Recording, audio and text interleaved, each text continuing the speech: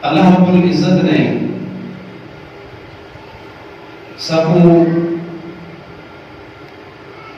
لوط رہتے اللہ پاک نے ہمیں دو حکم عطا فرمائے ہیں. وہ احکام دو طرح کے ہیں.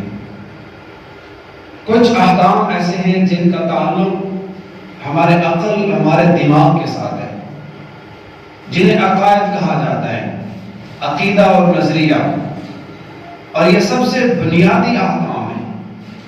اعمال کا تعلق بعد میں ہے، اس سے پہلے بنیادی چیز ہے عقیدہ. اور عقیدے کی مثال یوں سمجھیں جیسے دیوار کی یا کسی بڑی عمارت کی جو نیچے بنیادیں ہوتی ہیں، بنیادیں جن کے اوپر وہ دیوار ہم رکھتے ہیں، دیوار قائم کرتے ہیں. تو جیسے وہ بنیادیں اہم ہوتی ہیں، عقائد و نظریات جن کا تعلق ہمارے عقل سے ہے، وہ بھی اسی طرح ہم ہیں. اور بنیادی عقائد اسلام میں کتنے ہیں؟ 5 ہیں. توحید، رسالت، ملائکہ، آسمانی کتب اور آخرت کا دن. ان 5 پر یقین رکھنے سے ہمارا مذہب قائم ہوتا ہے، ہم اسلام میں داخل ہوتے ہیں. اور دوسری قسم کے جو احکامات ہیں وہ ہیں جن کا تعلق ہمارے اعضاء کے ساتھ ہے، جن کا تعلق ہمارے جسم کے ساتھ ہے.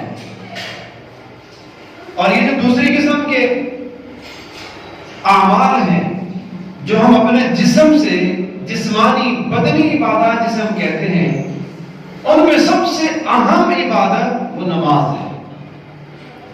اور نماز، اس کی اہمیت کا اندازہ آپ یوں لگائیں کہ نماز دوسری عبادات سے ایک منفرد عبادت ہے.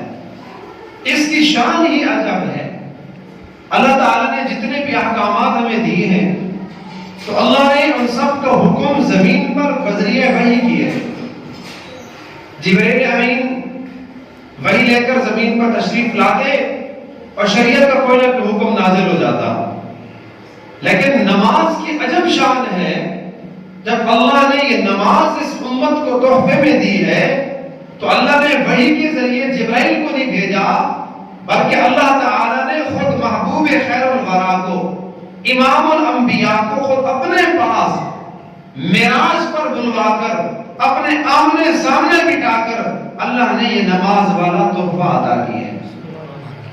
تو نماز یہ تو اللہ کی طرف سے وہی ہمیں گفٹ ہے. نماز اللہ کی طرف سے ہمیں ایک تحفہ ملا ہے.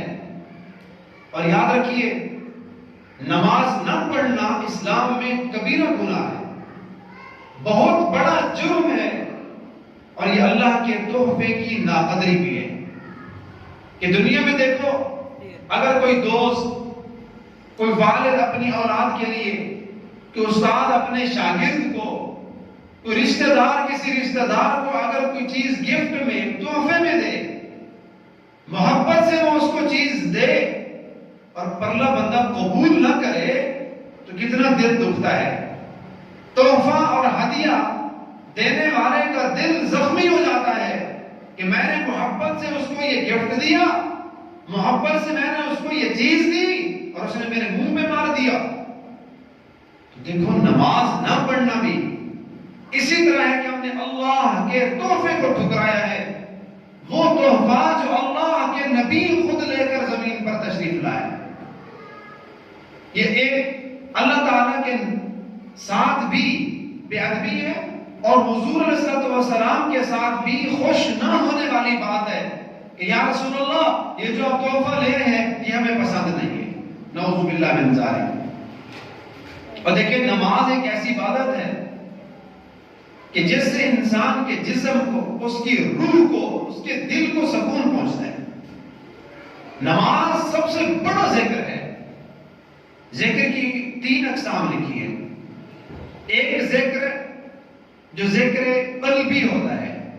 ذکر قلبی کا مطلب دل کے اندر اللہ کی ذات کو، اللہ کی صفات کو دیکھنا، یاد کرنا، اور اللہ کی اس بنائی ہوئی کائنات میں، اللہ کی مخلوق میں غور و فکر کرنا اور اللہ کو سمجھنا. یہ بھی ایک دل کا ذکر ہے جس کو قلبی ذکر کہا جاتا ہے. اور ایک ذکر ہے لسانی، زبان سے جو ہم ذکر کرتے ہیں، عربی میں لسان زبان کو کہتے ہیں، تو لسانی ذکر جیسے اپنے منہ سے ہم تسبیحات پڑھ رہے ہوتے ہیں، درود پاک پڑھنا یہ ایک لسانی ذکر ہے، قرآن مجید کی تلاوت لسانی ذکر ہے، تسبیحات فاطمہ جو ہم ہر فرض نماز کے بعد اور رات کو سونے سے قبل ہم پڑھ لیتے ہیں، یہ بھی ایک لسانی ذکر ہے، اور اللہ تعالیٰ کے حضور دعائیں مانگنا یہ بھی ایک لسانی ذکر ہے، صبح و شام کی دعائیں، اور 24 گھنٹے کی زندگی میں ہم جو بھی کام کرتے ہیں اس میں ایک سنت طریقہ ہے، اس میں اللہ کے نبی نے ہمیں کچھ دعائیں سکھلائی ہیں۔ مثلا شیشہ دیکھتے وقت کی دعا، اے اللہ جیسے تو نے میرے اس چہرے کو خوبصورت بنایا، یا اللہ میری صورت جیسے خوبصورت ہے میری سیرت کو بھی خوبصورت بنا، یہ شیشہ دیکھنے کی دعا ہے۔ گھر سے باہر نکلے ہو تو گھر سے نکلتے وقت دعا پڑھ لیں، بسم اللہ توکلت علی اللہ لا حول ولا قوت الا باللہ۔ اب دیکھیے بظاہر یہ چند جملے ہیں، گھر سے باہر نکلتے وقت یہ دعا پڑھ لینا، بسم اللہ توکلت علی اللہ لا حول ولا قوت الا باللہ۔ تو حدیث پاک میں آتا ہے جب یہ بندہ دعا پڑھتا ہے تو فرشتہ اس کو 4 دعائیں دیتا ہے، 4 اس کو خوشخبریاں دیتا ہے۔ نمبر 1 حمیدہ، اے گھر سے باہر نکل کر دعا پڑھنے والے بندے تیری حفاظت ہو چکی ہے، تو جہاں کہیں بھی چلتا جا، جتنے لمبے سفر پہ چلتا جا، اللہ کی طرف سے اب تو حفاظت میں ہے، فرشتے تیری نگہبانی کریں گے۔ وَکُفِیتَ، اور اللہ تبارک و تعالیٰ تجھے کافی اور شافی ہو جائیں گے۔ اور فرمایا وَوُقِیتَ، اور تو ہر قسم کے شر سے بچا لیا گیا اور تیرا شیطان تجھ سے دور ہو گیا۔ چند جملے ہیں دیکھو، بسم اللہ توکلت علی اللہ لا حول ولا قوت الا باللہ، 4 خوشخبریاں، 4 بڑے انعام اس بندے کے لیے جو گھر سے باہر گیا، اللہ اس کی بھی حفاظت کرے گا، اس کی گاڑی کی بھی اللہ حفاظت کرے گا، اس کا مال جہاں کہیں پڑا ہوگا اللہ کی حفاظت میں آ جائے گا، حتیٰ کہ اس کے جانے کے بعد پیچھے اس کے گھر والے، اس کے بچے، جو کچھ گھر میں موجود ہے، اللہ فرشتوں کی ڈیوٹی لگا دیتے ہیں، وہ اس کی نگہبانی کرتے ہیں۔ یہ بھی ایک لسانی ذکر ہے، زبانی ذکر ہے، یعنی مسنون دعائیں پڑھنا۔ اور ذکر کی ایک تیسری قسم بھی ہے، وہ ہے عملی ذکر۔ اللہ تعالیٰ کے وہ کام جو اللہ نے ہمیں کرنے کا حکم دیا ان کو کرنا، اور جن سے اللہ نے بچنے کا حکم دیا ان سے بچنا، یہ بھی ایک عملی ذکر ہے۔ اگرچہ اس بندے کی زبان تو خاموش ہے، لیکن وہ دکان پر بیٹھ کر ناپ تول میں کمی نہیں کر رہا، وہ حلال بیچتا ہے، وہ صحیح تول کے دے رہا ہے، ڈنڈی نہیں مار رہا، کسی مسلمان سے دھوکہ نہیں کر رہا، اگرچہ اس کی زبان خاموش ہے، لیکن یہ بھی ایک قسم کا ذکر کر رہا ہے، اور اس ذکر کا نام ہے عملی ذکر۔ تو ذکر کی کتنی اقسام میں نے بتائی؟ 3۔ نمبر 1 قلبی ذکر، دل میں اللہ کو یاد کرنا، دوسرا لسانی ذکر، زبان سے اللہ کو یاد کرنا، اور تیسرا عملی ذکر، اللہ کے بتائے ہوئے کاموں کو کرنا، جن سے اللہ نے منع کر دیا ان سے رک جانا، یہ عملی ذکر ہے۔ اور اللہ نے ایک نماز ایسی عبادت بنائی ہے کہ یہ تمام ذکر کی اقسام کو جامع ہے۔ تو یہ ذکر کی تینوں قسمیں اگر آپ نے دیکھنی ہے وہ آپ کو نماز میں ملے گی۔ نماز کے اندر قلبی ذکر بھی ہے، بندہ اللہ کی طرف متوجہ ہوتا ہے۔ نماز کے اندر لسانی ذکر بھی ہے، انسان کی زبان بھی اللہ کے ذکر میں مصروف ہے، اور نماز میں عملی ذکر بھی ہے۔ تو میں عرض کر رہا تھا جتنی بھی اللہ نے ہمیں عبادات دی ہیں نا، وہ بذریعہ وحی زمین پر ان کا حکم ہوا، لیکن نماز ایک ایسی منفرد عبادت ہے، اللہ نے وحی کے ذریعے زمین پہ آرڈر نہیں جاری کیا، بلکہ اپنے محبوب کو معراج کی شکل میں اپنے پاس بلوایا اور نماز بطور گفٹ عطا کی کہ اپنی امت کو جا کے میری طرف سے تحفہ دے دے۔ تو نماز نہ پڑھنے والا در حقیقت وہ اللہ تعالیٰ کے گفٹ، اللہ تعالیٰ کے ہدیے سے وہ انکار کر رہا ہے کہ وہ اللہ کے اس گفٹ پہ راضی نہیں۔ اس لیے یہ مسئلہ ہے، آپ نے سنا علماء سے کہ دوران سفر اگر کوئی مسافر ہے تو وہ نماز قصر پڑھے، آدھی نماز پڑھے، 4 فرض کے بجائے وہ 2 پڑھے۔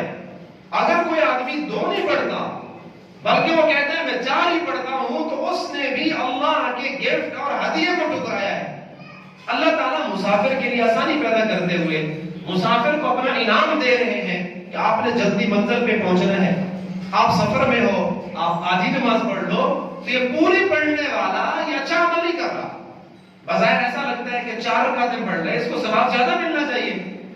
احناف کے نزدیک قصر پڑھنا، آدھی نماز پڑھنا واجب ہے۔ تو میرے دوستو، نماز ایک عجب عبادت ہے۔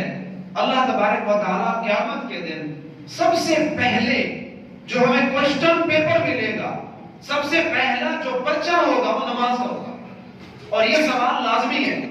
اب بچے امتحان دیتے ہیں، وہ کچھ بکس جو ہوتی ہیں، کچھ سبجیکٹ ان کو حل کرنا لازمی ہوتا ہے، اس کو پاس کیے بغیر دوسرے سبجیکٹ کے نمبر بھی انسان کو نہیں ملتے۔